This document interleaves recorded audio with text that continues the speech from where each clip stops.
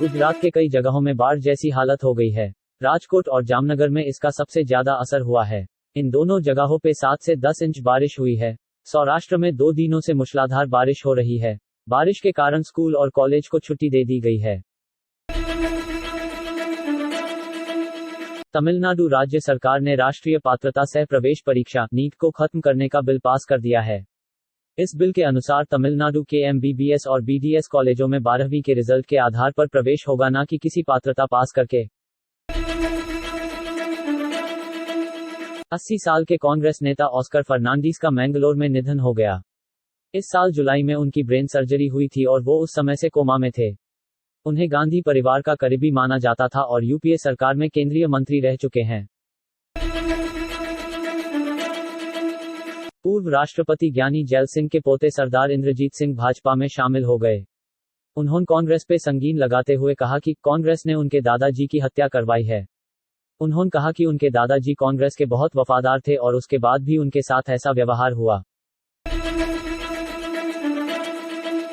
फिरोजाबाद के हालात काफी खराब हैं। अब तक के मृतकों की संख्या 151 पे पहुंच गई है।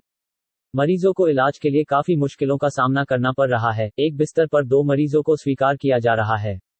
पिछले 24 घंटे में 167 बच्चों के डेंगू बुखार से प्रभावित होने का पुष्टि किया गया है।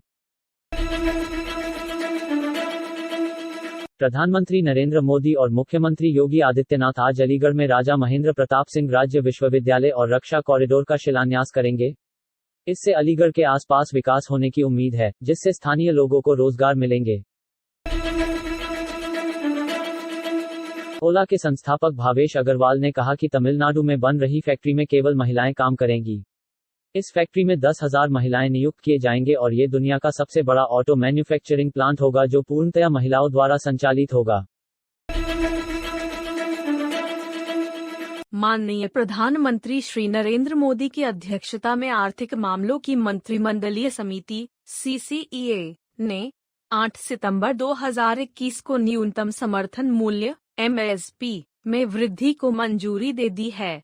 रबी मार्केटिंग सीजन 2022-23 के दौरान डेजिग्नेटेड रबी फसलों के लिए स्वीकृत MSP उत्पादन लागत के 1.5 गुना अधिक या बराबर है।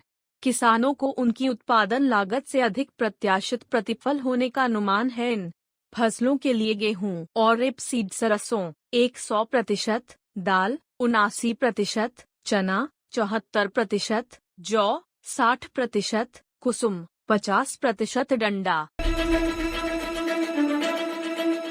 अमेरिका ने 2030 तक 450 गीगावाट रिन्यूएबल ऊर्जा हासिल करने की भारत की प्रतिबद्धता की सराहना की।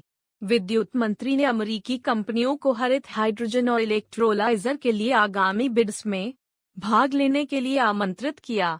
दोनों पक्ष एनर्जी ट्रांजिशन को आर्थिक रूप से व्यवहार्य बनाने के लिए समाधान खोजने में सहयोग करने पर दोनों देश सहमत हुए। ऊर्जा मंत्री ने अमेरिका से अंतर्राष्ट्रीय सौर गठबंधन में शामिल होने का आग्रह किया।